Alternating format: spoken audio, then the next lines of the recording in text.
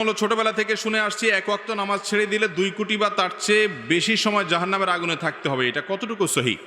ভাই, এই মর্মে একটা কথা আপনারা ছোটবেলা থেকে শুনে আসছেন, আমরাও সবাই শুনে আসছি, সেটা হলো এক ওয়াক্ত নামাজ কাজা করলে, এক ওয়াক্ত নামাজ না পড়লে তাহলে সেই ক্ষেত্রে 2,88,00,000 বছর জাহান্নামের আগুনে পোড়াইতে হবে এক ওয়াক্ত নামাজ কাজার কারণে, ছাড়ার কারণে। এই কথা শুনছেন না আপনারা? তো এই বিষয়টি আসলে যেই বর্ণনাতে পাওয়া যায়, সেই বর্ণনাতে 80 হুকবার কথা বলা হয়েছে, 80 হুকবাকে যোগ বিয়োগ করে 2,88,00,000 বছর বের করা হয়েছে। এটা ফাজাইলে আমালে শেখুল হাদিস জাকারিয়া রহমতুল্লাহ আলাইহি উল্লেখ করে এরপরে বলেছেন এই মর্মে হাদিস বিভিন্ন বইতে লেখা আছে, কিন্তু আমি কোথাও পাই নাই। এবং বিশুদ্ধ কথা হলো এটাই যে 2,88,00,000 বছর জাহান্নামের আগুনে পড়বে এক ওয়াক্ত নামাজ কাজা করার কারণে। এই মর্মে কোনো বিশুদ্ধ তো দূরের কথা, কোনো আপনার দুর্বল হাদিসও নাই, বরং এটি সম্পূর্ণ জাল, ভিত্তিহীন। কোনো হাদিসের কিতাবে এরকম কোনো কথা বলা হয় নাই।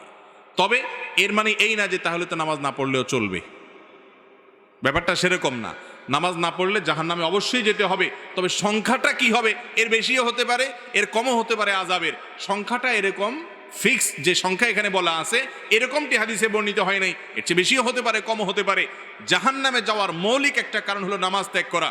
আল্লাহ রাব্বুল আলামিন কোরআনে কারিমে বলেছেন, জাহান্নামীদেরকে যখন জিজ্ঞাসা করা হবে মা সালাকাকুম ফি সাকার, তোমাদেরকে জাহান্নামে কোন জিনিসে নিয়ে এসেছে, কোন অপকর্মে জাহান্নামে এনে ছেড়েছে, তখন তারা বলবে প্রথমেই ক্বালু লাম নাকু মিনাল মুসাল্লিন, তারা বলবে আমরা মুসল্লি ছিলাম না, নামাজ পড়ি নাই, এই জন্য জাহান্নামে আসছে। এই জন্য নামাজ না পড়লে জাহান্নাম, এটা অবশ্যই কোরআন হাদিস থেকে, কোরআন থেকে বর্ণিত, কিন্তু তার মানে 2,88,00,000 বছরের বিষয়টি হাদিস দ্বারা প্রমাণিত নয়।